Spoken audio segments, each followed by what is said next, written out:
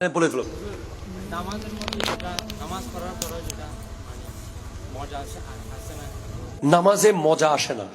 Excellent, খুব গুরুত্বপূর্ণ। আমাদের এই সমস্যা অনেকের আছে না, মানে নামাজের মধ্যে মন বসাতে পারেন না। এই তো বসেন, থ্যাংক ইউ।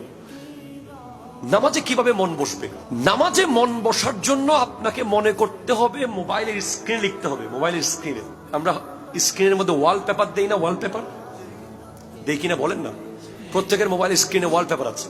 আপনি একটা কাগজে লিখে রাখবেন যে একটু পরেই মারা যাব, একটু পরেই মারা যাব। এই লাইনটা লিখে একটা কাগজে ছবি তুলবেন, অথবা মোবাইলে লেখা যায় এরকম লিখে আপনি এটা স্ক্রিনে রাখবেন। আপনি উজুখানায় গেছেন, ওটা একটু দেখবেন, একটু পরেই তো মারা যাব। তার মানে this is the last opportunity of your life. এই আজকের উজু আপনার জীবনের শেষ উজু।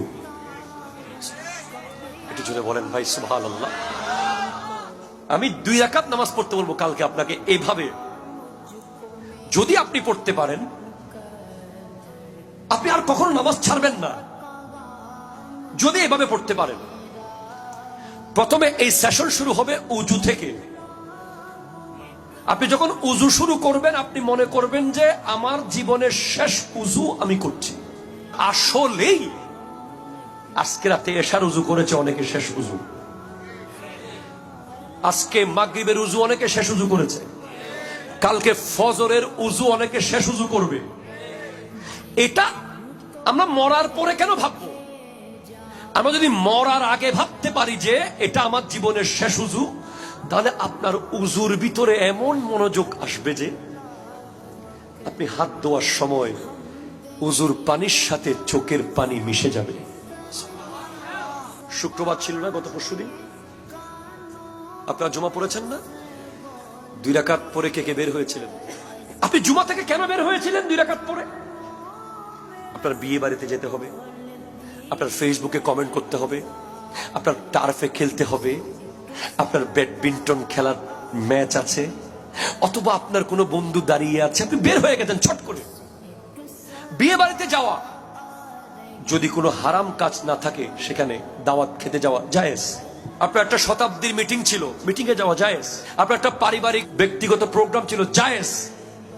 কিন্তু আপনি মুত্তাকির সর্বোচ্চ লেভেলে যেতে চাচ্ছেন, তখন আপনি ওই জায়েজ কাজটাকেও বর্জন করেছেন। আপনি চেয়েছেন যে আমি মসজিদে আরো কিছুক্ষণ থাকবো, আরো কিছুক্ষণ থাকবো। যে ব্যক্তি আল্লাহর সাথে বেশিক্ষণ থাকার জন্য জায়েজ কাজকেও বাদ দিতে পারে, সে সর্বোচ্চ মুত্তাকি।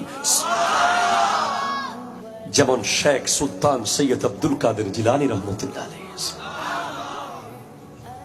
উনি 40 বছর এশারের উজু দিয়ে ফজরের নামাজ কেন পড়েছেন? উনি চেয়েছেন যে গোটা রাত উনি আল্লাহর সাথে থাকবেন,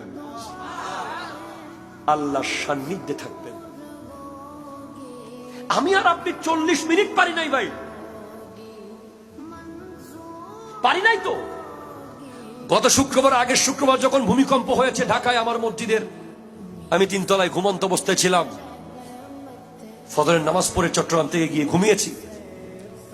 আমি জুমার খুতবার মধ্যে বলেছি, যদি কোনো বাপের বেটা থাকো, আজকে 2 রাকাত পরে বের হও, ভূমিকম্প আবার আসবে। বের হলে ভূমিকম্প আসবে। আর যারা মসজিদে মারা যেতে চাও, তারা বসে থাকবে 2 রাকাত পরে। সালাক সবাই, কেউ বের হয় নাই, কারণ তারা জানে যে মসজিদে মরা মানে তো জান্নাতের ভিতরে মরা। এরা কারা? কোথায় যায় এরা ভাই? 2 রাকাত পরে এরা কোথায় দৌড় মারে? এরা কতটুকু যেতে পারবে? কোরআন স্পষ্ট বলছে, ইয়াকুলু ইনসানু ইয়াউমাইযিন আইনাল মাফার। মানুষ সেদিন বলবে, কোথায় পালাবো, কোথায় পালাবো? যেদিকে যাবে কিয়ামত দেখবে, যেদিকে যাবে কিয়ামত দেখবে, যেদিকে যাবে কিয়ামত দেখবে। শুধু হাসরের মাঠ দেখা যাবে, যাওয়ার কোনো জায়গা থাকবে না।